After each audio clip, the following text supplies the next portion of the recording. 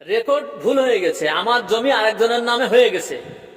Deliver যে জন খেটে খায়, কোর্টে গেলে 1,000 টাকা খরচ, 5টা থেকে 7টা বছর তাকে কোর্টে হাঁটতে হয়। আমার বুঝে আসে না, যারা দেশ চালায় তাদের মগজে কি কিছু নাই? এই মানুষটা কিভাবে ওই কোর্টে যায়, এর জবাব একদিন সৃষ্টিকর্তার কাছে আপনাদেরকে দেওয়া লাগবে। মরবেন না?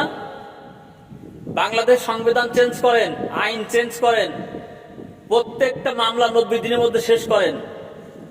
ভূমিদস্যুরা আজও ভূমিদস্যুতা করে যাচ্ছে, অন্যায় ভাবে অন্যের জায়গা দখল করে, চিটারি করে, বাটপারি করে খেয়ে যাচ্ছে।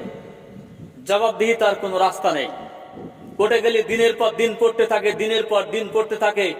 আর অসহায় মানুষ কোর্টে যায়, গরু বেচে, ছাগল বেচে, বাজারের টাকাও বাসা পর্যন্ত থাকে না, চাউল কেনার টাকাও পর্যন্ত থাকে না।